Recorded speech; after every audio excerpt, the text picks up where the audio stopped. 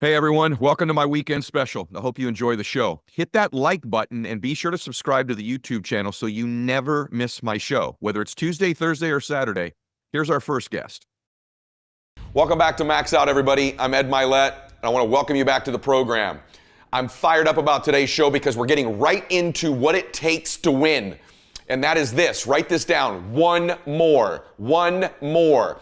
See, I accepted a long time ago I wasn't the smartest, the best looking, the fast enough, with the best background, the most connections. I didn't have any of those things. What I could control was my work ethic. You've heard me speak many times about outworking everybody, but I think that just feels good when we hear it, but most people don't take it seriously. If you think that I have a little bit of success in my life, I can tell you what I attribute it to. Yes, self-confidence, yes, mindset, visualization, goals, all the things I talk about all the time. Listening skills, influence, energy transfer, how to be happier, all of that stuff applies. When you get to winning, for me, it's come down to maxing out. And what maxing out means is you do one more at least than you think you're capable of. So when you're done, whatever you're doing, whether it's at the gym or phone calls or meetings or in sports, one more shot, one more throw, one more swing of the golf club or the baseball bat, the separator is for the winners, they do one more. I'm addicted to one more. And so I want your mantra going forward to be one more. What does that look like if we're working out? That means when we're in the gym and we say, I'm going to do 5 sets of 10, I'm crazy. Like I'm a psycho because I want to win. I want to be somebody. I want to separate. I want to compete. And the way I do that isn't with my giftedness, because I wasn't born with a bunch of gifts. And I think gifts are crap. I think for the most part, gifted people struggle in life because things come easy to them. I like that things haven't come easy for me in my life. I like that I don't have natural talents in every area. And maybe you like that about you too. Maybe you've looked at yourself all your life and thought, man, I don't have that natural beauty or that natural talent or this gift for creativity or intellect or humor. I don't have any of those things. But what I got is I will outwork you. And so at the gym, one of the things I focus on, they say it's 5 sets of 10. When I'm at 10, I go one more, bam, 11. If I'm running on the treadmill and it's a 45-minute run, I never finish at 45. I always go one more minute, 46. If I'm at the office and I'm supposed to make 25 phone calls that day, when I'm at the end of the day, I always do one more. If I've got meetings, I always do one more. My mantra for 3 decades in business has been one more. Why? Because we get out of life what we think we deserve. And I'm the kind of guy that I know when you do 45 minutes on the treadmill and I do 46, I deserve to be fitter. I know that when I'm lifting weights and I watch you do 5 sets of 10, and every single time I do one more. When it's a set of 5, I do 6. When it's a set of 8, I do 9. When it's 45 on the treadmill, I do 46. When it's supposed to be 20 phone calls, I make 21. When it's supposed to be an 8-hour workday, I work 9. Whatever it is, I always do one more. And what that does is it makes me eventually think I'm doing things other people aren't willing to do, so I should get things other people aren't going to get. And if you go to the root of the things I believe philosophically about winning, the people that win, the great athletes that I coach, when I watch the really gifted golfer and the one who actually wins, the gifted golfer, they do what they're supposed to do. You'd never know they weren't working hard. It's not like people don't work hard. Everybody works hard. That's a given now. But what's the separator to where you become the maxed out version of you? See, the gifted golfer, they hit their 100 balls because they're supposed to. But the not so gifted one that ends up winning, they hit 101 or 110 or 120. I watch them on the driving range and you can hear them say, one more, one more. What's the difference between Kobe Bryant and other gifted NBA players when he played, or Michael Jordan when they played, or right now Kevin Durant, people tell me, or Steph Curry? They're constantly, when everyone else is done shooting in the gym, they say one more. Larry Bird was legendary for one more, one more. The people that would throw the passes to him, the ball guys in practice, say, he always wants more, he always wants more. The great hitters that I know, the Mike Trouts in MLB, they're gifted, but they just take a little more. They take that extra batting practice, that extra session.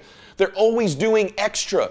That's the separator. Like, you can learn all this stuff. You can digest all the tactics and information that I give out, but if you're not willing to do one more, eventually there's a part of you that says, maybe I don't deserve it.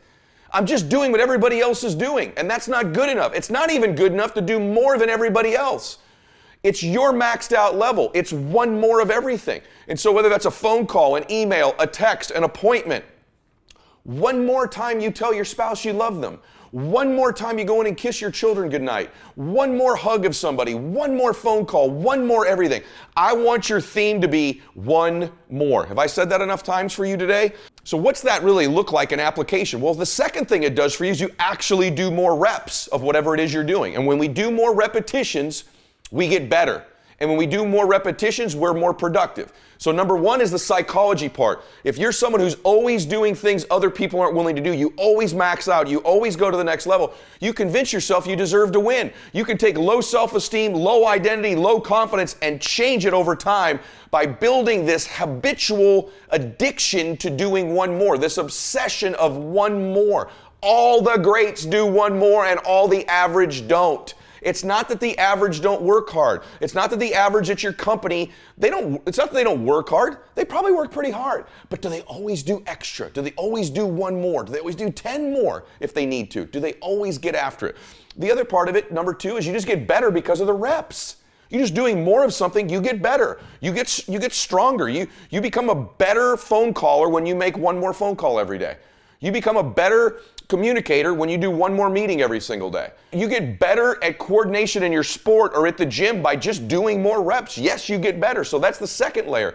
But the third one is you stack the odds in your favor. See, for me, I want the odds that I'm going to win to increase. The larger numbers we play in life in every area, more is always better. People tell you, more isn't always better. And almost everything, more is better, just so you know. And almost everything. People who tell you more isn't better in most things are lazy. And they try to justify their own weakness. Don't let people who are justifying their own weakness convince you that you working hard, you doing more isn't the pathway to your success. People say, well, you got to work smarter, not harder. That's a lie, because everybody who wins works smarter. The separator is who works harder. And by the way, we become smarter through working harder. All the new revelations, all the breakthroughs, all the new discoveries always come when you're doing one more. Always come through more repetitions. You find new ways, new strategies, new words, new keys by higher repetitions. So even if you believe working smarter is more important, you will become smarter by doing more. So if you work 300 days a year, let's just say 300 days a year, that's 300 more phone calls every single year. Over 5 years, that's 1,500 more contacts. 1,500 more contacts. Just think about that just for a second. Over 30 years, that's 9,000 more contacts. What are the odds the person who makes 9,000 more contacts or even 300 more a year are going to win? You give me two average people that walk in a room. Same ability, same skills, same backgrounds, same product. One of them makes 300 more contacts a year than the other one. Who's going to win? We know. How about over 5 years? One of them makes 1,500 more contacts over 5 years. Who's going to win? Over a lifetime, 30 years of work, one makes 9,000 more contacts. Who's going to win? You stack the odds in your favor. Never mind the person who made the 9,000 more contacts is better. They've got more reps. They've got more confidence. They believe they deserve to win. They just have 9,000 more opportunities. How about a golfer? One of them makes 300 more swings a year. And that's just one more swing a day. Right? And over 5 years, 1,500 more, 9,000 over a lifetime. Who's more likely to win? So you pick anything you want, you begin to stack the odds in your favor. How about at the gym? If every day you went 1 more minute in your cardio, so it's supposed to be 45, you do 46. Do you know what that starts to do to you? You start knowing you're different. You start knowing you obliterate standards. You start knowing you can break through. When you break through an artificial barrier like 45 minutes, you do one more. It sets a catalyst for your entire day. It sets a syntax. It sets a mindset for the rest of your life. Never mind the fact that if you do 300 more minutes, which is 9,000 more over your lifetime, who's going to be more fit? So you begin to stack these things and your entire life changes. This is what I like to call compound pounding. Most people underestimate what time can do when backed up with massive activity. Right as I'm speaking to you, I'm looking out at the ocean right now, and there's a massive rock formation, and you can see the rivets in the rocks. And what caused those rivets in the rocks was compound pounding of the ocean hitting that rock over and over and over again. Over and over, compound pounding against that rock. And over time, that ocean breaks the rock down. Over time, where you can see the breakdown in a rock that water does hitting it. Think about that over time. Not one time when the water hits it, not 2 times, not 5 times. When you add up years and years and years of that water hitting the rock, it breaks it down. And that's like getting through to your dream. You have to be like that water hitting the rock I'm staring at right now, that over time, that compound pounding breaks down the barriers, breaks down the obstacles, breaks down anything in your way of getting to your dream. So I'm sold out on all the strategies and tactics that I teach you. But what I believe in completely is the power of compound pounding. And here's the crazy thing about most people. They will give up on their dream before the compounding has been allowed to kick in. So they'll work at it and they'll work at it and they'll work at it and they don't see the breakthrough. But what they don't understand is that rock was getting ready to break if you just keep pounding against it. But because most people don't see the evidence, see, if you watch that water hit that rock over one day, you're going to see no difference. 2 days, no difference. 5 days, no difference. Maybe even a year, there's no difference. Maybe even 5 years. But you have the compound pounding of every wave hitting that rock over and over again. There's an inevitability to the breakdown of the rock.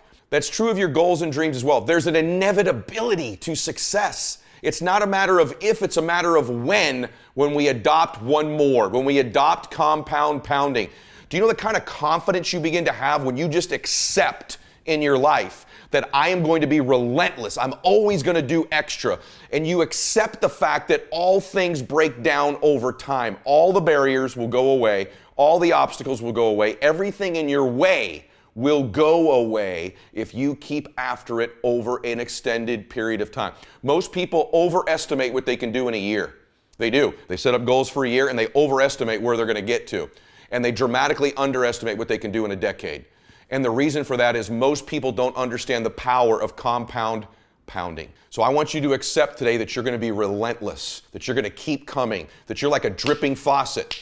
You're like those waves hitting the rock. Other people are going to get slowed down. Other people are going to take a break. Other people are going to flinch. Other people are going to cool it. Other people are going to believe they've made it. Or maybe some people are going to believe they can't make it. But you're going to be relentless. You're going to be repetitious. You may not be the fastest. You may not be the smartest. You may not be the strongest. You may not be the most beautiful. You may not have the most articulate thoughts and ideas in the world. But what you got is compound pounding. What you got is one more. And when they get weak, you just keep company. When they flinch, you blow their doors off. That's how you win in life, is you keep getting after it and keep getting after it until the job gets done. You show me somebody who can succeed. So a lot of people can be excited for a day. They can be excited for a month. Some people can be excited for a year or 2 or 3 years. But the winners, they stay excited as long as it takes to get the job done. They keep after it until the job gets done. They never stop. They're always after it. And that's where their strength comes from. That's where their confidence comes from, is knowing their capacity to keep coming at you, and that all your competition's going to get weak. They're going to get tired. They're going to surrender. They're going to give in. They're going to think they made it. They're going to take a break. They're going to cool it. And you just keep coming. It's just nature. Just like the nature of the ocean against that rock, it's just nature that you run down your dream, that you knock down your dream. I want you to implement all the things that I teach on Max Out, all the tactics, all the strategies, but more than anything, I want you to buy into the fact of an inevitability of you winning, that it's inevitable, that it might not be a year or 2 years or 3 years, but you're going to stay excited and you're going to keep doing one more until the job gets done. Today's message is very simple. You can win. You should win, and you will win. I want you to feel this. You will win if you just keep coming. You keep getting after it. You keep doing one more. You can control this. You can't control all the exterior things in your life, people's attitudes, how they treat you, who cancels on you, who changes their mind, who hates on you, who lets you down. But you can control this. You can always go 46 instead of 45. You can always go 11 instead of 10. You can always make the next phone call. Always do one more meeting. Always do one more. Always, always, always. And I promise you, you will knock down that rock that's in between you and your dream and make them come true. Today's really simple. You're going to knock down whatever that rock is that's in between you and your dream. You're going to keep after it. You're going to be relentless. You're not going to give in. You're going to be the person who stays excited until the entire job gets done, until that dream is real. And you know long term, all these other people, they're going to flinch, they're going to get weak, and you won't. You've adopted a max out mindset, and I want to remind you today to stay connected with me. I want you to win. Hope you can feel it today. I want to break it down to its most simple form, which is that you use nature to your advantage. You use the force of you, the force of effort, the force of sustained effort over an extended period of time to wear out the obstacles in front of you in your dream. I want you to feel the confidence that comes with that. I'm telling you, look at me, listen to me. You're going to do this. You're going to win if, and it's a big if you'll just adopt it. It ought to be written everywhere. One more, max out, everywhere you can put it. It's inevitable. It's not if anymore. It's just when. This quote by Thomas Edison said, "When you feel you've exhausted all options, remember this, you haven't." I love that. That's the power of one more. Power of one more. And so I have lived this book in my life. Like I have lived this mindset, and it has changed my life because I've always been just one step away, one habit away, one mindset away from this amazing life that I'm grateful and blessed to live. Well, that's the truth, right? You're right. And I think the great lie in life is that, some scriptures say, well, where there's no vision, the people will perish. Whatever your scriptures are. Really, do you have no vision? If you ask the average person, you want to be happy or sad? What's your vision? They'd say, I want to be happy. You want to be rich or poor? Most people say, I'd like to be rich. Do you want to contribute or make no difference in the world? I want to contribute. Do you want beautiful memories or no memories? I want memories. So there's a vision. Our issue is depth perception. We think it's further away than it is.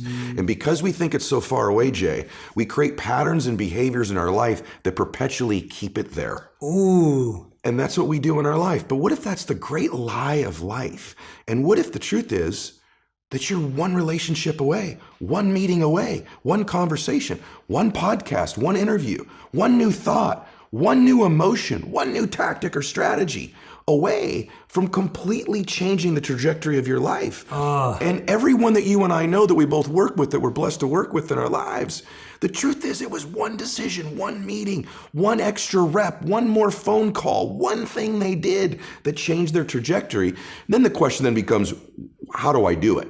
And so the strategies are in the book, but conceptually, that's 100% how you change your life. Yeah, and you're so right. I was thinking about this morning.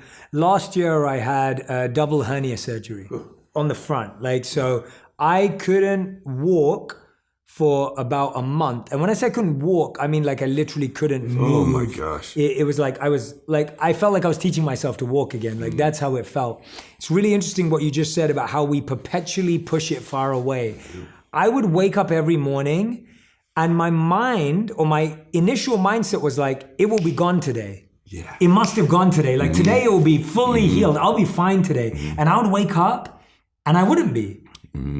And I would feel like healing was so far away. Yes. It would be 80% away that I was missing out on the 1% change since yesterday. You got it. Since yesterday, I made 1% change. I wasn't feeling the same pain in my nerves. I was able to be flexible by 1% more. Yes. And I was missing out on all of that because I was so obsessed with how far I was. That's the journey. And the thing, and what happens is when you live with an expectation that these one mores exist, the reticular activating system in your mind filters them into your awareness.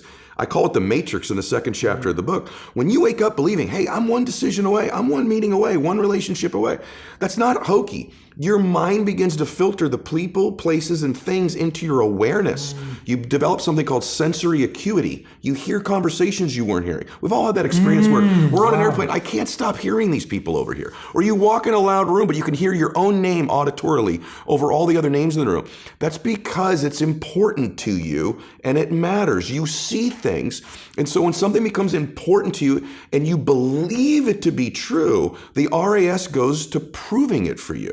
And where I learned this, ironically, I talk about it in the book, is my father was an alcoholic and had tried to get sober many, many times. And I'll never forget it, Jay. We were driving to a baseball game of mine. My dad started crying. I'd never seen my dad cry before. And he pulls the car over and he still isn't looking at me, but he's crying and he says, Eddie. And then he turns to me and he goes, I'm going to try to get sober. And I'll never forget this, brother. He goes, one more time. Wow. And I said, really, Daddy? He goes, I'm going to give it one more try. And I said to him, I said, why would this be any different this time? And he said, never said this to me before. He goes, because I love you and you deserve a father you can be proud of. And you can't be proud of me right now. And I think every great thing we do in life is one away, but it's also born from love. to talk about your book. When you love people or you love something so deeply, if that love is greater than what the obstacles might be, now you got a shot to do it. Then my dad gets sober. He comes home from rehab. I say, Daddy, are you never going to drink again? And he said, I can't promise you that. I can promise you I'm not going to drink for one more day at a time. Wow. And he lasted the rest of his life stacking those one more days up. And so I know the power of one more. And Jay, the other thing, I also know humans can change. I watched my hero do it. I watched my dad live my first 15 years, saw him in a lot of fights, Wow, a lot of man. lying, a lot of difficult times. And then I saw this man transform. And in life, we're most qualified to help the person we used to be. And what we think in life, and I hope everybody gets this, we think the things we're most ashamed of, embarrassed by, our divorce, our bankruptcy, or maybe we've just always been average and ordinary. This disqualifies me from being successful and happy. What if that's not true? What if the hardest things of your life are the very things that qualify you? I'll give you an example. You know, my dad got sober. Somebody helped him. My dad was going to take his life or lose his family. And I didn't know who it was till months ago. Some precious human being whom I didn't know. In my dad's darkest hour of his life, Jay said, I'll help you. I'll help you. Little did that person know I'd be his son. And I'd help millions of people. And I'd be on Jay Shetty show. And we both help millions of people. And the more ironic thing that this person helped my dad is what qualified them to help my dad. They were a drunk. They were an alcoholic. They at one time were a drug addict. They at one time were lying and stealing and living in the shadows. The very thing that person probably figured, that disqualifies me from having a successful life, was the one thing that did qualify them to help my dad. So if you're listening to this and you've had something you're ashamed of or a failure or a setback, you're most qualified to help the people you used to be. And that person, that alcoholism they suffered with their drug addiction helped my dad live those one more days forever. That is the best explanation I've heard of how pain turns into purpose. That's right. The thing that brought you down, that broke you down, that made you feel like you were losing everything, That's right. gave you back everything when you used that to serve the people that were struggling with it. And then there's a purpose. And you know, if you can survive the temporary pain in your life, and all pain is temporary. I watched my father pass away last year. He was in tremendous pain. Even our bodies are temporary. Only our souls are permanent. If you can survive the temporary, on the other side of temporary pain, you meet another version of yourself, another insight about yourself. And that's why it's so important to grow as a person, because the more we grow and become a new person, we can help those that used to be like us. And that's why you and I are so addicted to growing and learning, and we're curious, because if you used to be a broken person and you no longer are quite as broken, you can help broken people. If you used to be broke financially and you no longer are, you can help people. Whatever you do for a living, at one time you didn't know about it and now you do. You can help those who need to know about it. And so you're immensely qualified if you understand the power of doing one more. Oh, I love it. I love it. Tell me about, so let's say, and you probably come up against this all the time. A lot of the people say, okay, I'm going to practice that. I'm with you, Ed. I love you and Jay. I'm listening, and I go, yes, I'm going to practice the power of one more. Now, what I find, and this is why you're so great at teaching this, because you're not teaching it as a gimmick, a glitch, or like a little affirmation. This is like real, it makes sense. Like it works. People get so tied to the result that when they try it the next day and the sales meeting doesn't go their way, They give up. or the pitch doesn't go their way, they go, it doesn't work. Yeah. It doesn't work. Why didn't it work? And how should we respond when we fail or get rejected the next day? It didn't work because you're so attached to the outcome. I coach a lot of athletes. I know you do as well. And one of the things that's a really nuanced thing in life, it's great to have goals. You should have goals. I want to do this or that. But in the moment of execution, you have to separate from outcome in the moment that you're executing and just be present and exist. I talk about this in the book. Here's what I would say. If you're going to win long term, 95% of people have an operating system in their mind where they operate out of history and memory. I like that. And about 5% of humans operate out of vision and imagination.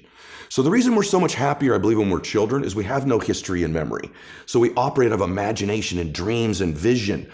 But at some age, some people it's 5 years old, some it's 8, some it's 18, some it's 28. They create a history. And that history then becomes the operating system. So even if they take on a new behavior or tactic, they're operating out of a pattern of thought and belief that's historic and memory-based. And so the number one thing I would say is begin to operate out of your imagination again, out of your vision again. Create from that place. If you create from that place, now you're not tied to the result in that moment. You're giving yourself space to imagine and create something new in your life. That I've never heard that in that language, man. That is so powerful. Thank you. You're so right about as kids how we don't have any memory or history, so we don't have any blocks, we don't have any limits. Don't. And begin to listen to the people around you. People say, hey, you're the product of who you hang around. How do I know if they serve me or not? Here's one way to just deduce this, because they could be beautiful people who care about you, and they might even support you. But when you're with them, what are you ever have those friends you're with them, you're like, you remember when, you remember that party, remember that thing? Yeah. And if your friends are constantly bringing you to the filtration system of memory and history all the time, think this through. How often are those friends saying, hey, what are you working on now? Yeah. Where are you going? What's your vision? What do you want to create? Yeah. And maybe that sounds hokey, but you and I have both our friends have the most amazing histories, and you can't get them to talk about them. No. You have to work, because what are they still doing? Yeah. They're talking about now and where they're going. Yeah. Their viewpoint in their life is being present and having a vision for the future. Yeah. A formula for misery, a formula for lack of creativity, lack of productivity is constantly being history and memory. Yeah. Even if it's good, it doesn't serve us. And for most of us, it's not good. And we keep living from it or trying to move away from it. Create a new future. Don't move away from the past. Create a brilliant, imaginative, curious, vibrant vision for your life. Oh, I love that. Yeah, we're always trying to create the same past. Yes. As opposed to a new future. A new future. And I find that what's really interesting about that, all the studies show that nostalgia makes us believe that the past was more phenomenal than it actually was. If you remember that party you went to at college, it's better in your memory than it actually was. If you actually could have gone back and remembered how you felt hungover and what you broke a bone or whatever happened, but now in your memory, it's beautiful. Beautiful. Right? So our memory also is slightly warped of the past. No question. It can make things feel much better or much worse sometimes. No question. But what's really coming out for me right now is this idea that it's something you said a couple of moments ago, and it sparked a thought for me. I remember the story that Vanessa Bryant told about Kobe Bryant after he passed away. I was fortunate enough to interview him around 3 months before his tragic passing. And she told this story, and she said that Kobe would play through every injury. He would play through every pain. He would play through everything, even when the doctors and his coaches would say, stop playing. And she asked him, she said once, why he still plays, right? Again, going back to our curiosity, not assuming you know your partner. She asked him, why do you still play? And this is just her and him. There's no cameras, she's telling this story, but at the time it was just them two. He said it's because there's someone who's paid for a ticket today. They saved up. And this is the only time they're ever going to be able to come. Maybe a dad's brought his kid. Maybe someone's come to the game. They're a lifelong fan, and they came today. And today's the only day they're going to get to see me. And if I say I'm injured, they won't get to see me. So awesome. So I'm going to play so that one person gets to see me play, and then he goes and wins. Yes, and it's like. That's love. That's right? Love. That's what you were saying. Love for something is in the present moment also, right? Wow. Love is not just for the past. And it's funny how important one day is, man. When my dad got sick, my dad got cancer. When he first got sick, he goes, hey, my dad was a dude. He goes, look, I'll fight this one time. Okay, I'll do your little chemo and your surgery, but I'm not going to pour poison into my body. I'm not going to lose my hair. I'm not going to deteriorate. I'll give this thing a shot once. If it doesn't work, I'm out. That led to 8 years of him fighting it. Wow. Chemo, radiation, proton therapy, surgery, chemo, experimental chemo. And he did lose his hair and he was in pain. And I'd say to my dad, Dad, you're suffering so much. You said you wouldn't suffer. He said, no, Eddie, I'm in pain, but I'm not suffering. I choose not to suffer. And I'm not suffering because I get to see my grandkids again. And I said, Dad, why are you doing this? And he said, you only understand the power of one day when you're threatened with never having another one. I'll do anything for one more day. Get to be with you one more time. Give your mom a kiss one more time. Maybe I'll see one of my granddaughters get married. And he goes, I'll do anything for one more day. The beautiful thing is I was actually with Kobe a week before he passed away. We were in the same gym. Our daughters played volleyball. And ironically, that day, I watched Kobe walk out of the gym. There was only a couple dads left. It was late at night. He stayed and I stayed. And he had his youngest daughter in his arm and he was rubbing his other daughter's back. And I remember taking note of it because I was with Bella at the other end of the gym. And I remember thinking, I don't hug Bella enough. I need to hug. No joke, bro. It's in the book. I went, I got to hug Bella one more time every day. Not just once a day, plus one more time every day. My daughter's going to get extra hugs because Kobe does that. What if I could have said to Kobe when he got in his car, Kobe, you have one more week, brother. Tell those that you love them. Get it right. Whoever matters to you, make it right. Call your dad, make it right. Call your mom, call your family. What if the day before you could have said, Kobe, you have one day left? And my dad, same thing. I was with my dad when he had 1 day left. I was with my dad when he had 1 hour left. I was with my dad when he had one breath left. And when we begin to think of our life that way, the power of right now and having one more moment and one more minute is so beautiful. It's so blessed. It's so big. It's so amazing. Why would we spend that minute in history? Why would we spend that minute in the past when we could be fully present and creating the future? And so, I think most people think, Jay, everyone else is going to die. I think they just, I'm not going to die. Or they go, I'll get around to being happy. I'll get around to making my masterpiece of my life. I'll get around to my dreams. I'm going to get around to fixing this relationship that's broken. I'm going to get around to feeling those emotions.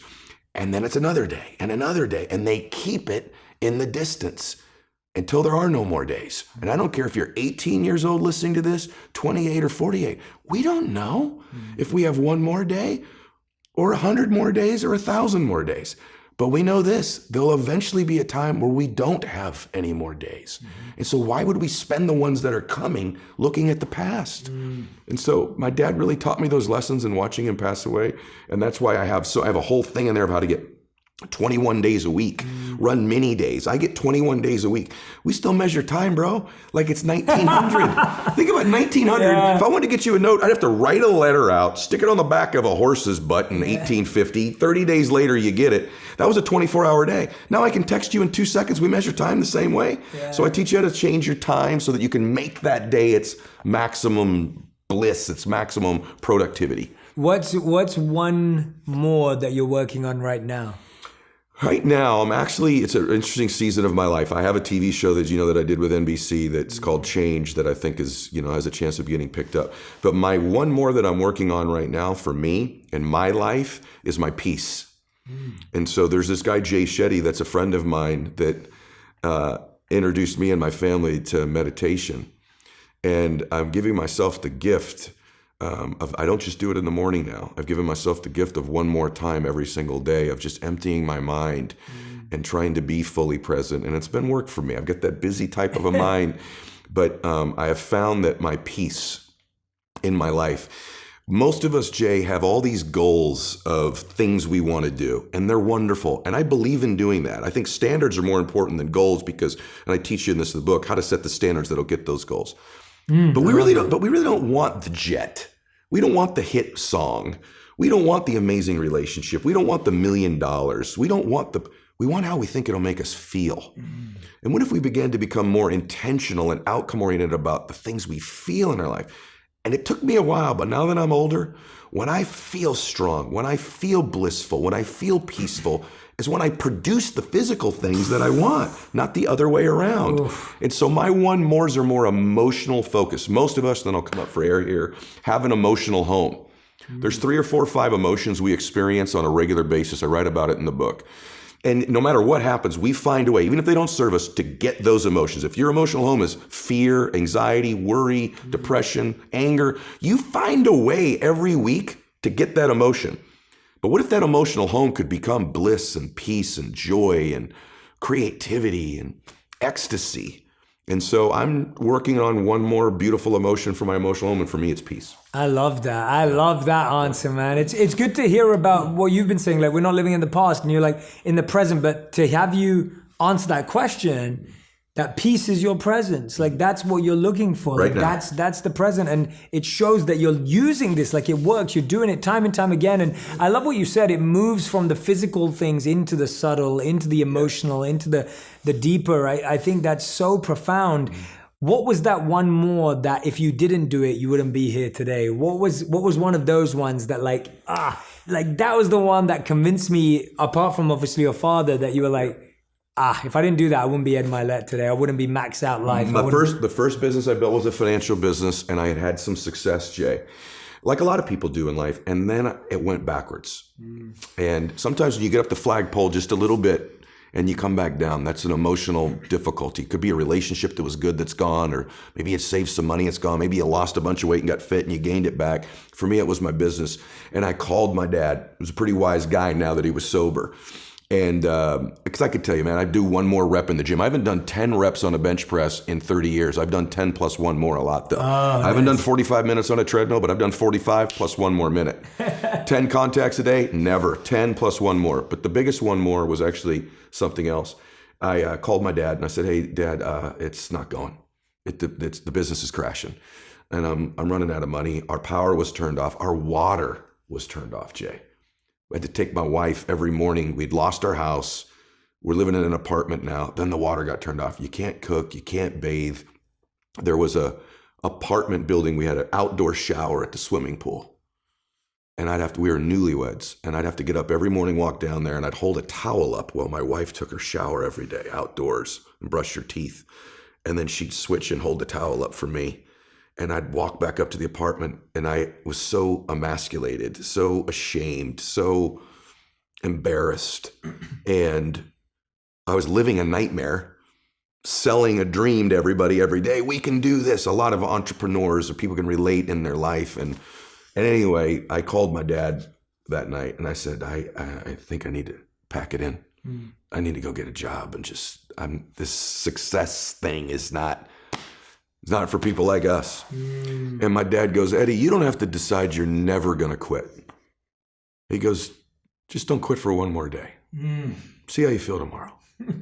I go, Dad, he goes, just don't do it for one more day. And I got up the next day and I still wanted to quit, but not quite as much. And then I went one more day and one more day. And I found myself about 30 days later, I didn't want to quit anymore. And thank God the one more I did was I went one more day without quitting. And I'm so grateful I didn't quit on my dream. Oh, Ed, wow, that is like, oh my gosh, man. Like, everything you're just dropping right now, I'm just like, I hope everyone is taking notes. If you haven't been taking notes, I want you to take a screenshot right now of where we're at right now, because that's what you're going to have to listen to again. So take a screenshot, share it, tell everyone to go to this segment, listen to that over again, because I think what I'm hearing, is that this is a lifestyle. Like, this is a mindset. It's a lifestyle. It's an everyday, every moment way to live. This isn't just in the big business you're building. This is me telling my wife I love her one more time. This is me making sure I message my mom one more time. It's me making sure that when I'm sitting here with you, I'm always going to have to ask you one more question because you keep giving so much. No, but you keep giving so. Well, that's what you just said. It will never end. I think if people feel like they tried a lot and then they start building up resentment and like pain and bitterness towards that path. And a lot of people also that I know, they just think that there are some people who are meant to be. I agree with this. And then there are some people that are not meant to be. That's correct. And they carry that with them. And it comes from this like, oh yeah, you were meant to be this, or that person was meant to have it. But for me, this is where, and I heard that kind of come up in what you were saying to your dad, like, it doesn't happen to people like us. Yes. How does this principle apply to someone who's in that Brother, space? best question ever. Because I grew up with you have an alcoholic dad or a drug addict, or maybe you come from divorce, or maybe your parents just didn't love you enough, whatever it was, didn't tell you they loved you enough.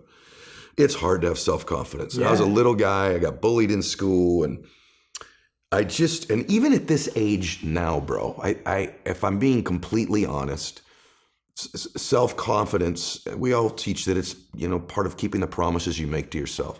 But what if you raise the standard a little higher? You keep the promises you make to yourself, plus one more. Because for me, self-confidence didn't come easy. I think in life, ultimately you're going to get what you believe you deserve. And if you're wired like me, I didn't think I deserved a lot. I didn't even have a dad who could stop drinking, right? I wasn't 6'4". I don't have an incredibly high IQ. There's nothing really that impressive about me, nor were people very impressed with me most of my life. So that was my pattern. That was my history. That was my memory. And so I could wait around until I developed tremendous self-confidence, or I could begin to do things every day that were small. They're not major. And over time, when I did those one more calls, that one more meeting, that one more book I read, that one more podcast, not only am I doing more reps, so the likelihood of me being successful is bigger, but I started to convince myself I'm doing things other people aren't willing to do. Maybe I deserve things other people aren't going to get. And slowly but surely, I started to convince myself I did deserve it based on what I was doing, not necessarily the caliber of my talent. Yeah. And that was the difference. Yeah, there's a thought I've been having recently, and it's that comfort creates self-care, but discomfort creates self-respect. Ooh, boy, I love right? that. Like, I it's what love you're that. saying. I love that. that. The one more discomfort every day, Yes. that's where self-respect comes from. Yes. You don't... Great term. You don't start to trust yourself or build self-esteem or believe in yourself because you just say it to yourself. It's coming, what you just said. You go out there and take one more meeting and see what you learn. You go out there and take one more risk, one more discomfort. And I guarantee you, if you have a successful or happy friend, how you determine that, and you ask them this, they'd tell you that we're right. Yeah. They would tell you, gosh, that's right. Yeah. It's right. And the difference between winning and losing, happiness and sadness, is so small, it's almost scary to talk about. But the good news is I think I kind of know what it is, and it's this one more. Absolutely. The people that I know that are the most successful and happy have more uncomfortable conversations. Agreed. They have more uncomfortable days. They have more discomfort in their lives. Yes, totally agree with that. But selected discomfort. But one of the other things that I'm asking from now, I'm like going into like the people that I know that I'm thinking about, I can see their faces and I want them to know that I'm asking for them. A lot of the time, one more in the wrong direction That's right. can also be really misguiding. Sometimes people, and I know you're a person of faith too, and so we can touch on this. Sometimes we're climbing the mountain and we keep doing one more, but we're actually going further away from who we are, who we want to be, our faith, our partners, right? We know people who've built multi-billion-dollar companies but lost their kids. That's right. Or they've become famous and rich, but their partner cheated on them, or like We really know a lot of painful those. stuff. And you know people who didn't do all of that, and that's happened too. Sure. Like it's both ways.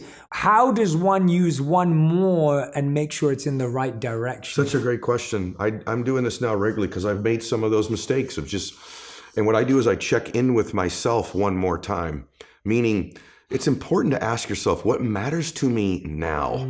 See, if we had this conversation 20 years ago, the things that mattered to me then are so different than what matter to me now. But a lot of us keep operating out of what used to. Maybe you've achieved or are pursuing a dream, and it's really, truly no longer your dream. It's no longer your dream. It's when I was young, listen, if we were going to do a podcast, you say, hey, I need you on the show. People are going to love you. You're going to get recognition. You're going to get all this acknowledgement. And that would have been my hot button, my need. I believe in the 6 human needs. My need was significance and recognition. And there's nothing wrong with that. It's wonderful. And so that's the button to get me to move would be significance, recognition. Well, I've been blessed the last 30 years or so of my life to have a beautiful abundance of significance and recognition. It's no longer what fills me. Now you get me to do an interview, you go, hey, I really think we could help some people. My big button in my life now is contribution. There was another stage in my life, it's still there, but hey, if you go there, you'll grow. I still want to grow, but I know me now. Right now, I'm in a season of my life that's contribution. It's giving. It's what fills my heart. And I think it's checking in with yourself one more time. What matters to me now? What do I want now? What's important to me now? What season? Maybe you're in a season where you need to rest. Maybe your spirit and everything about you is telling you, hey, it's time to feed you again. It's time to recharge. If that's the season, then answer that call. Don't play out of a past playbook. And so for me, that's the season I'm in now.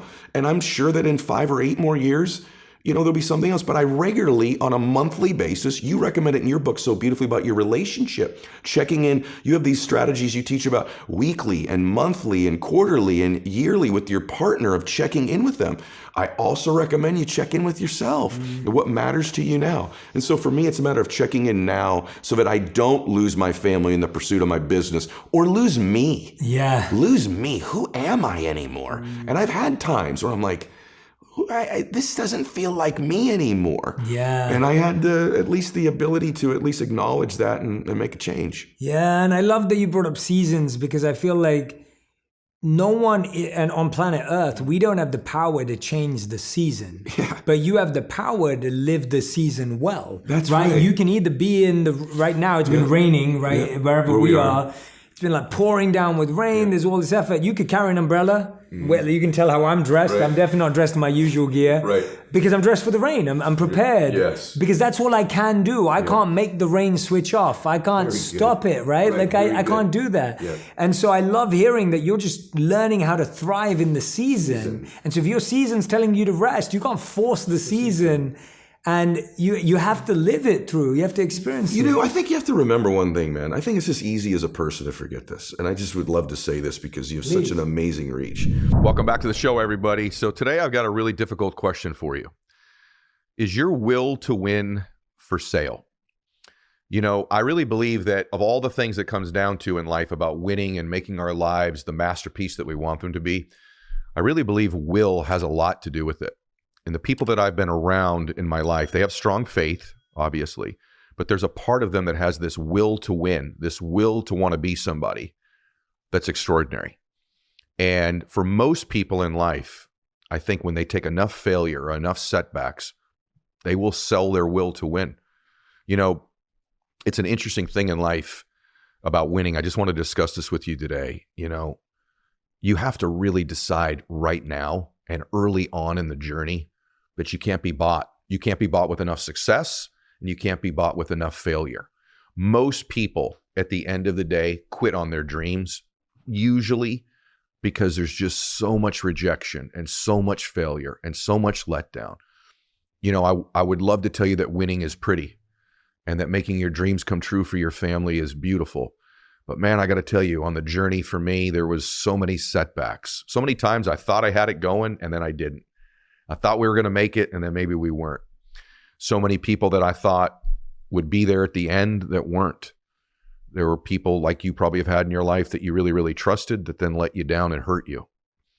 Dark nights, sleepless nights, some really difficult mornings with a lot of anxiety and trepidation.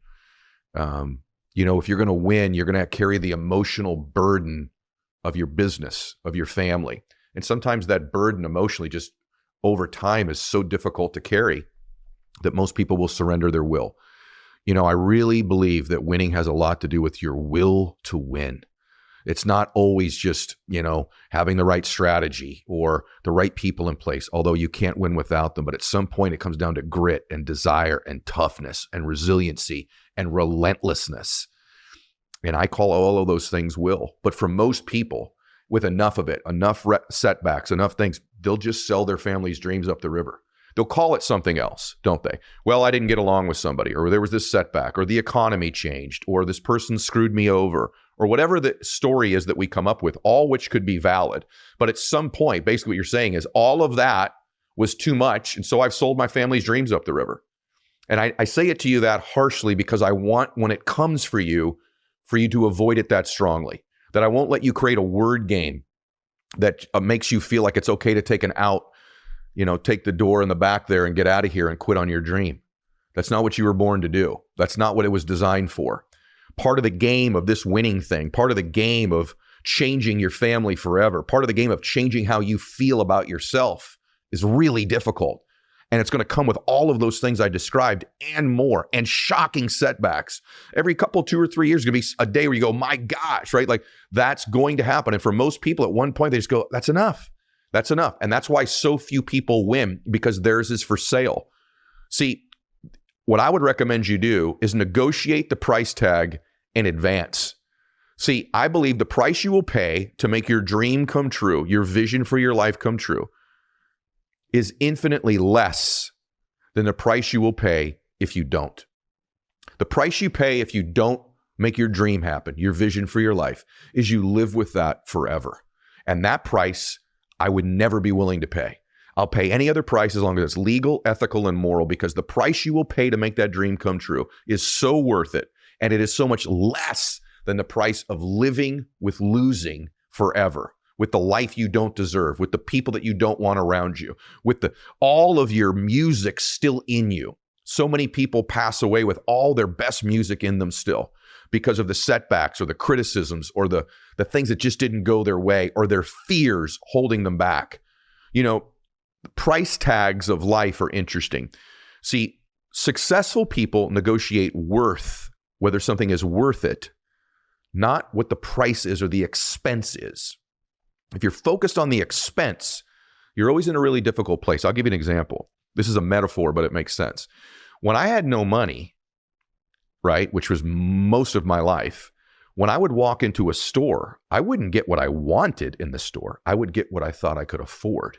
And so what did I do? I flipped the price tags over.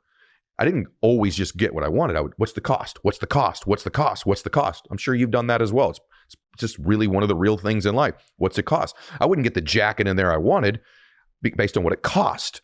So that's a scarcity mindset, right? And so instead, when I became a wealthy person, I'm able to walk in that store and get the one that's worth it. What's the one worth it? And in our lives, when we're operating from a weak position, we're operating from a poverty mindset, we're constantly negotiating the price tag of life. What's it going to cost me? What's it going to cost me? What's it going to cost me? And we focus so much on what it's costing us, the pain we're going through, the price we're paying. We're constantly focused on the price we're paying that eventually we just go, I can't do it. The cost is too great. If you're focused on the cost, you'll eventually lose because the cost is so extraordinary. But if you switch that subtly and say, is it worth the price? Is it worth it? You focus more off the cost and onto its worth, then you got it. And so let me ask you, what's your family worth? What are your dreams worth? What's the pride of living the life that you've dreamed of worth to you? And once you focus on the worth, you'll probably pay any price. You'll go through any cost.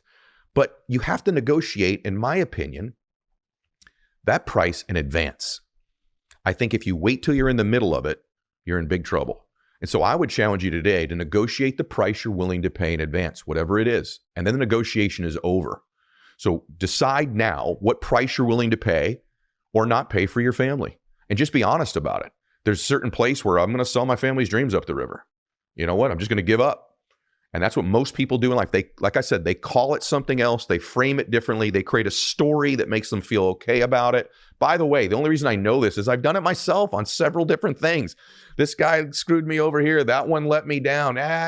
Timing wasn't right, right? Whatever. The bottom line is that the price became too great for me. Had I negotiated that price in advance, maybe that would have never happened. So if you focus on what it's costing you all the time, which is what you're doing, and you know it, it's costing me this time, it's costing me this money, it's costing me this experience, it's costing me this, it's costing me that, you're probably going to lose. But if you start to focus on, is it worth it? Is the price I'm paying worth it? Then you got it. Why does that also matter? Negotiating the price as you're going through the battle in life takes all your energy and your focus. Isn't it constantly a drain on you? Is it worth it? Is it worth it? You're asking yourself this all the time. How do I know? It's what most people do that are trying to do something great. Is it worth it? Is it worth it? Is it worth it? Right? What's it costing me? What's it costing me? And you're constantly negotiating. It takes all your energy. It takes all your focus. And so the bottom line is it's better to just to decide today. And I would just ask you, what's your family worth? What are your dreams worth? What's your life worth? What price are you not willing to pay? Hopefully you don't want to do something illegal or unethical or immoral to do it.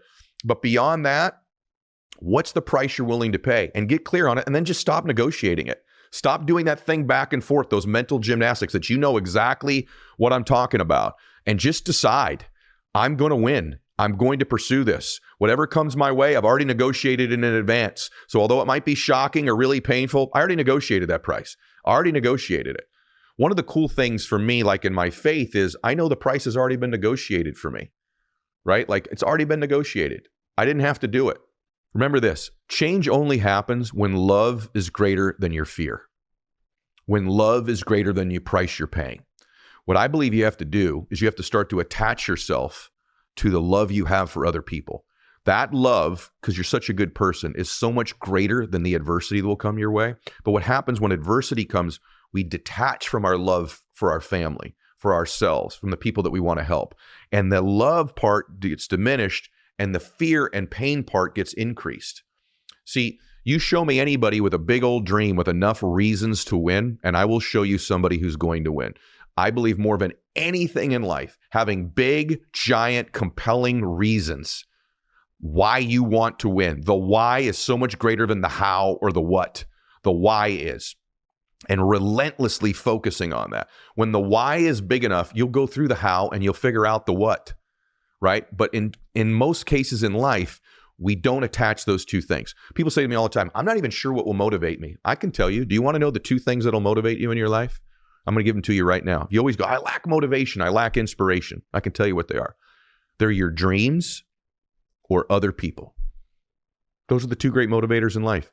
Usually most good people won't do very much stuff for themselves. They just won't. They're too giving. They want to change other people's lives. They love other people. They put other people first. Those are the people that ultimately win long term. So the two things that will motivate you are your dreams, what your vision is for your life, and other people. Those of you that have children, are you really willing to quit on them? Are you? If you have parents that you love, are you really willing to quit on them? Or do you love them more than any adversity that will come your way? Could you negotiate the price in advance? Say, listen, it's worth it because my mom is worth it. It's worth it because my children are worth it. It's worth it because my God is worth it. It's worth it because I'm worth it. It's worth it because my dream is worth it. It's worth it because if I make this happen, I can change all these other people's lives, and those lives are worth the price I'm paying. Once you have the thing and the reason, the love for what you want, now you've got the negotiation handled because that is greater than the price. But when this isn't focused on, when the price is greater than the love, when it's greater than the dream, it's difficult. So one of the examples of that I've talked about before is Bella's wedding day. Number one key from Bella's wedding day story from many years ago, 20 years ago. Why matters most. You show me somebody with a big enough why, a big enough reason, I will show you somebody who will solve for how to do it, for what to do.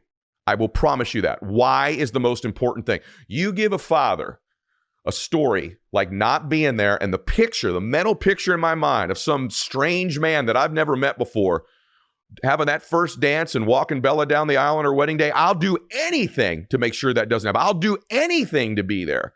And I can tell you, I've done just about anything. In fact, my doctors that I'm with right now, part of that journey of staying healthy, where I found both of them, Gabrielle and Amy, is because I want to be there on that day and beyond. One of the reasons I'm willing to take this sort of downshift to some extent is, yes, I'd love to help more people. And yes, I'm going to contribute. And yes, we've got one of the number one podcasts in the world. And I'm one of the top speakers and my businesses are growing.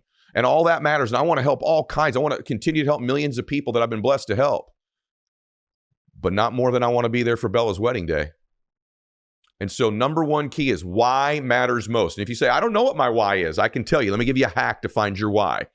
Your why will always be your dreams, whatever your dreams are, or other people.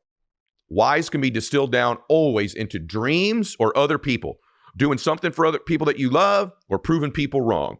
And what I will tell you under the why is that love is the biggest force in the world. My will to win is not for sale. So that's why I get up and I work out. That's why I try to do the nutritional program. That's why I'm taking this break from social media and reducing my travel schedule, because my dream is to be at Bella's wedding day, and my will to win is not for sale on that. I've got to be there. There's no negotiation for me. It's get up and work out. It's make sure you take the right nutritional supplements. It's if the doctors say, slow down, Ed, and take a break for a while, I do it. There's no negotiation because I belong in that dream. I belong there with Bella on her wedding day. And I like to get to the heart of it, guys. Like, I think the more we water down the reason, the easier it is to have the price take us out. Listen, as I've been doing this video or audio with you, thousands of people quit on their dreams. Thousands of people quit on their vision.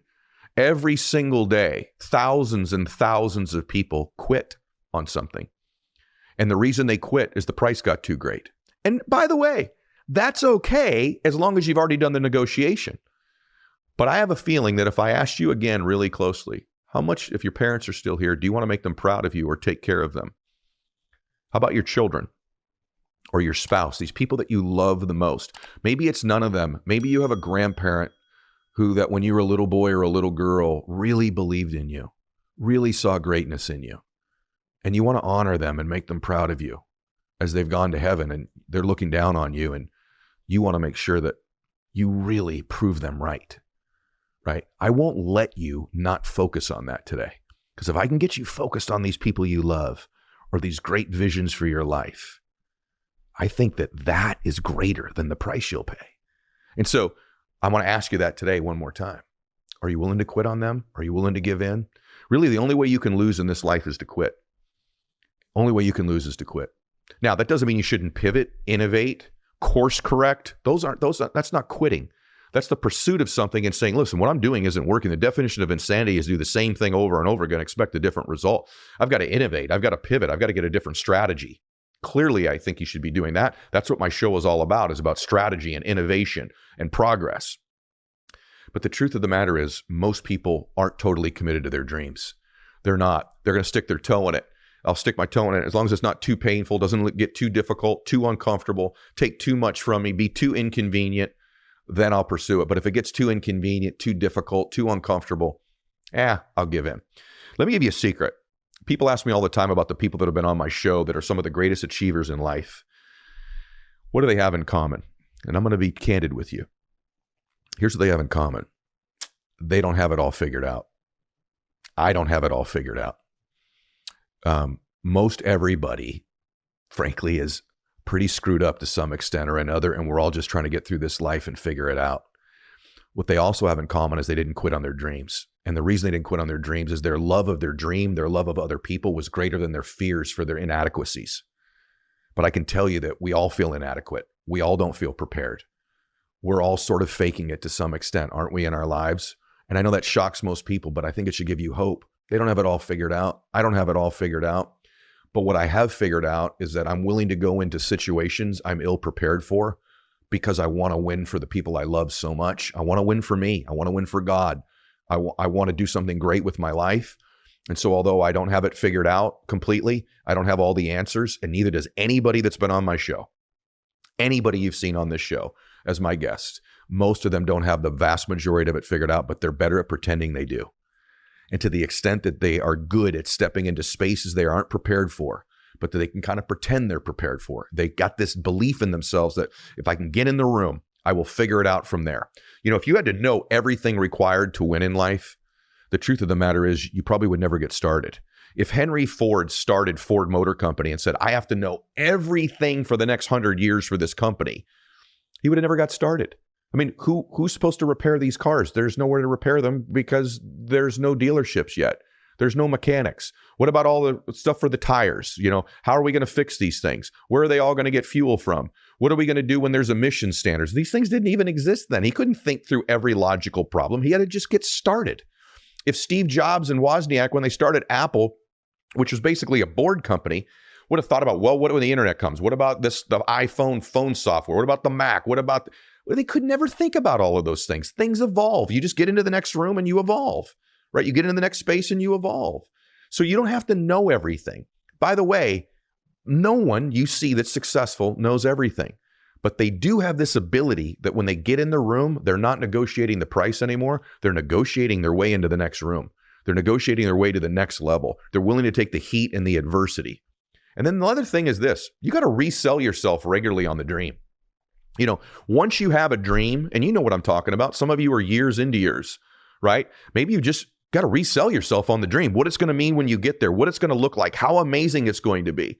Project into the future. Listen, an idle mind really, really is in pain. It's in jeopardy. But a mind who's saying, I'm fully focused in the present, but man, the future looks so bright. The future's amazing. It's going to be incredible when we get there. Everything's going to be different. We're going to have great change. Our family's never going to be the same. We're going to get to go to this vacation and see this thing and help that many people and feel that emotion and have that memory. The truth of the matter is that your dreams in your life are not a hallucination. I believe they're a gift from God that is a glimpse into what's possible. It's like a possibility projection for your life is when you look into the future. Dreaming is free, yet most people don't take advantage of it, or they did it once, but they haven't resold themselves the dream again. Maybe you need to go touch your dream. Take a weekend somewhere where you get clear on this is where we'd love to live, or this is what we'd love to drive, or this is how I'd love to serve in our church. And just take a Wednesday and serve one day in your church and resell yourself. You know, most of life, the truth is really selling yourself on things. You're selling yourself something right now. You're selling yourself your worries and your fears, and you're selling yourself the story of how big a trouble you could be in if this doesn't work out. It's a sales pitch you're doing on yourself, aren't you? It's a story you're telling yourself. There's a narrative that you're starting to speak to yourself. So is the other one. It's reselling yourself on the dream, on the story, on the narrative of where you're going and what it's going to look like. I just feel like in life, a better life is to sell yourself on the future. Sell yourself on how great it's going to be when you get there. Learning to live fully present in the moment. Let me say something. When you're negotiating the price, you're not present. You've projected into the future more pain, more difficulty. You're not in the present. So if you've negotiated it already and you block that off in your mind, you go, I've already decided I'll pay that price. I've already negotiated that. That's already happened for me. Then and only then can you sell yourself on where you're going and what it's going to look like when you get there. And when I say resell yourself, I'm a big believer that you need to touch your dreams. And so I said this a minute ago, but I want you to understand it. You got to sell yourself on stuff. So like, for example, like where I ended up living in my life, I would take a little vacation there on a weekend for like one night. I'll never forget this. I wanted to live in Dana Point, Laguna Beach, California, that area. And so when I would have a win in my business, I would go to one night at the Ritz-Carlton in Dana Point, Laguna Beach. Just one night there. And I never had been anywhere like that in my entire life. And I had the feeling of driving up to the valet in my not so great car at the time. But I remember just the feeling. It may sound hokey, but giving the valet my keys and Mr. Mylett, or you know, are you staying here? Yes, your name, Mylett. Great. You write Mylett. I'll never forget the first time the guy wrote Mylett on the valet tag, and he gave it back to me. I saw my name, Ritz-Carlton, Laguna Beach, and then it said Mylett. And I remember putting that in my pocket. And I remember walking into the lobby and like the marble floor. I was like, oh my gosh, this is incredible. And I'd watch how other people walked and talked that belonged there because I didn't feel like I belonged there.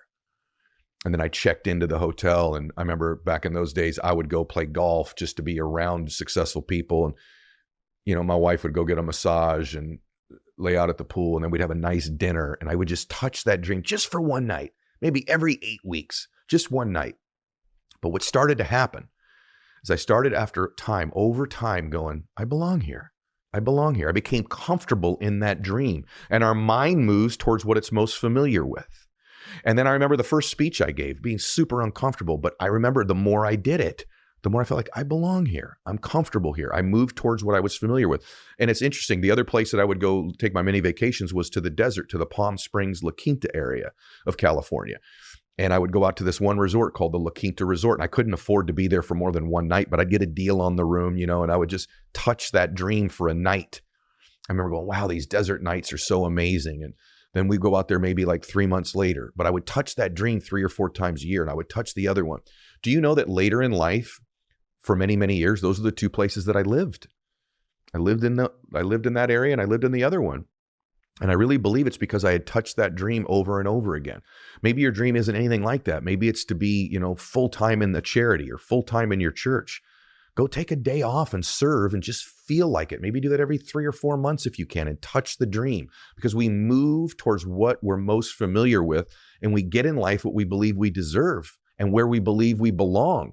And so long-term, if you're doing this negotiation thing, you just don't believe you belong there. And at some point, there's going to be enough pain that's going to prove you right. You're going to go, I knew I didn't belong here. I knew this wasn't for me. I knew this was for other people. I knew I'm an imposter. I knew I was faking it. What am I, crazy?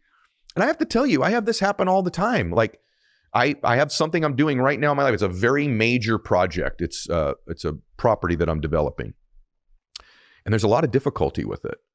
And every time that difficulty comes up, I go, what am I doing?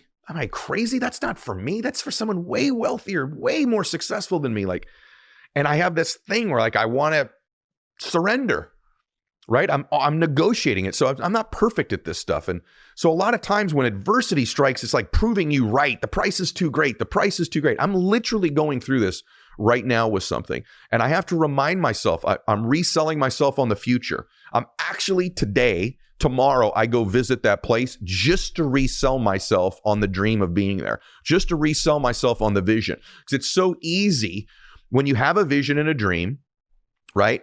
And you have it. So you establish a plan and a goal, and then you start going through the stuff and you feel like further and further away from the vision and the dream and why you did it in the first place and the inspiration behind it. And you're more and more focused on the price. So today's podcast, I literally designed for me, right? It's the price. I'm like, gosh, it's taking a toll on me physically. It's taking a toll on me emotionally, right? Financially. Yet it's my dream. It's my dream. And so I've got to come back and go, I love this dream. I love the experiences I'll have with my friends and family more than the price right now. Stop negotiating the price, Ed. You already negotiated this price. Your love for these people in this place and the memories that'll happen there are greater than your fears and your worries. And then I'm reselling myself by going back because our mind moves towards what we're most familiar with. So if we're most familiar with our fears and our worries and our concerns, we're going to move towards it. It's like a magnet. Thoughts are magnets. They pull us towards what we're focused on. So it's very dangerous to focus on all the pain, all the price, all the cost all the time, because you're going to move towards more of it. But if you focus on how worth it is, remember this, cost versus worth, right? Then you can say, my will to win is not for sale. I can't be bought. You can't be bought with enough success, and it can't be bought with enough failure. You know, many people are bought with success. They have a dream, they get a little bit of it, and then they're bought. Their will's gone. They don't want to work like they used to work because they've got a little taste of success. They got a little taste of progress. Those people end up paying a greater price later when it goes backwards and they have to start all over again. So don't let success take your will to win, and don't let failure take your will to win. I think basically today, my message to you was, you got to decide right now what you're willing to pay for a price and not. And once you've decided it, don't revisit it. Don't revisit it. Just make the decision that you're going to will this to happen. Get some prayer about it. Get some clarity about it. Feel like you've got a conviction over it.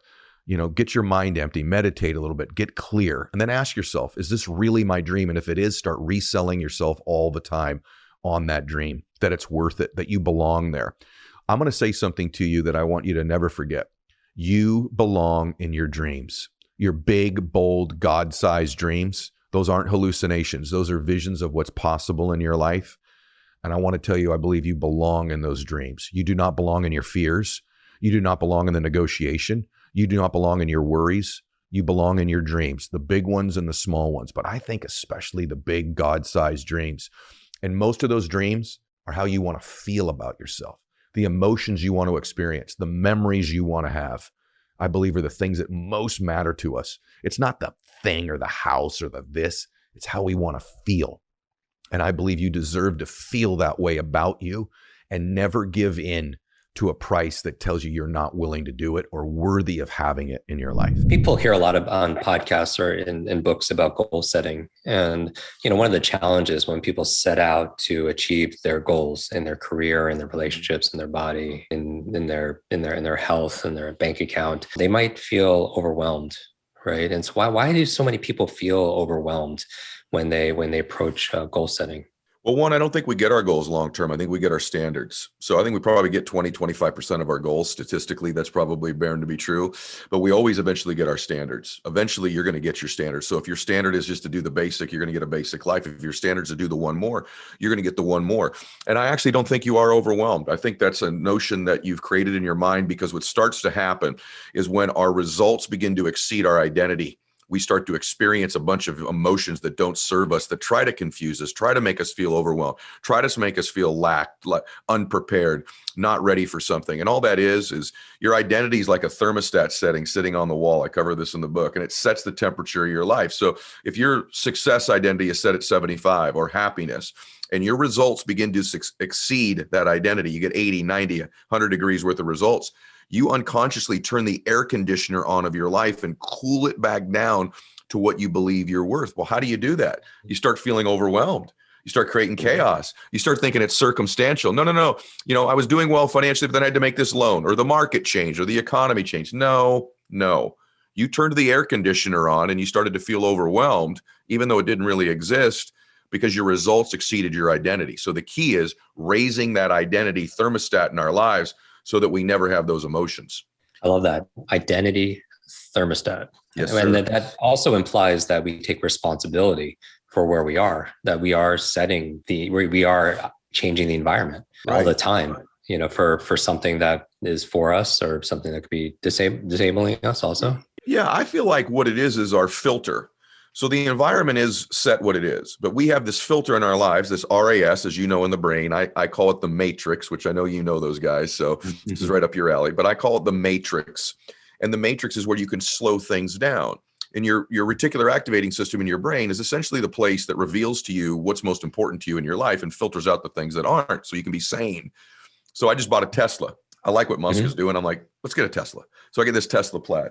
Jim, within a day when I'm driving this thing, I'm seeing Teslas everywhere on the freeway. They're everywhere. White Tesla, honey. Hey, look, red one. 3 lanes over going the other direction on the highway. I'm like, babe, black Tesla, right? Here's the thing. Those Teslas were always in the environment. What happens is they've been screened into my RAS, so I see them now. So what if, theoretically, our Teslas of our lives become those relationships, those decisions, those meetings that we have to have in order to change our life? In other words, we get programmed in our RAS to see the things in the environment that were always there, hear the things that were always there, but now have become important to us.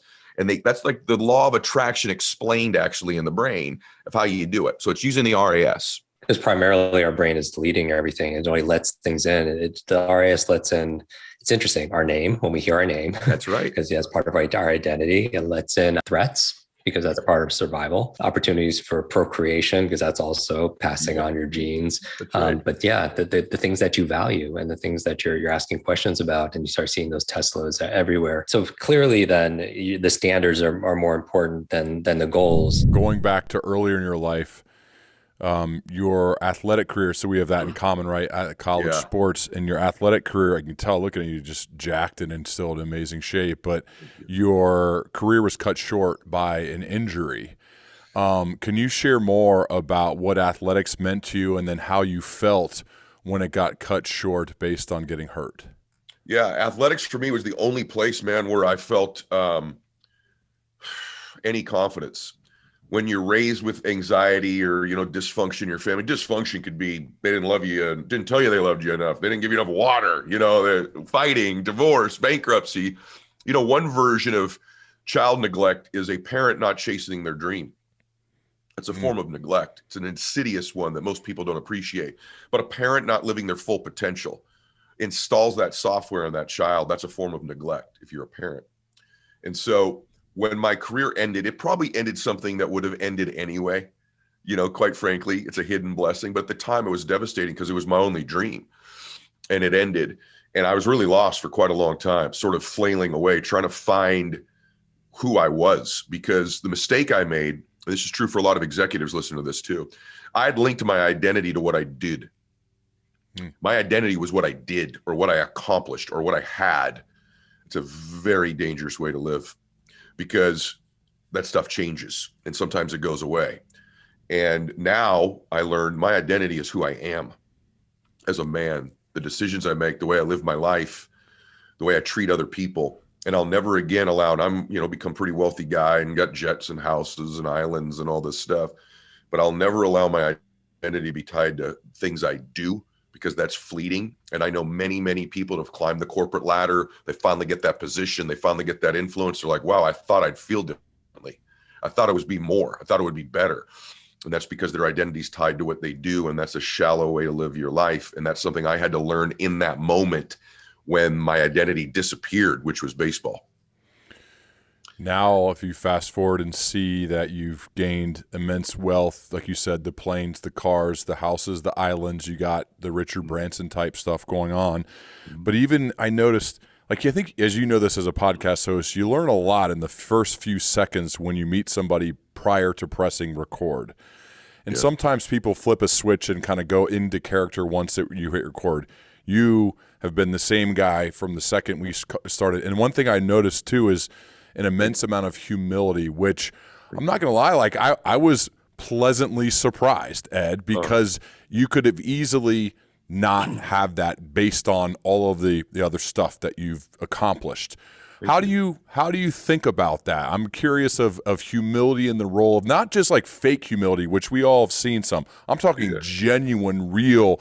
Hey man, it's good to get to know you. I've listened to your show. Like you can tell, like this is real, and that to me is like a really a key cog when I think about your future.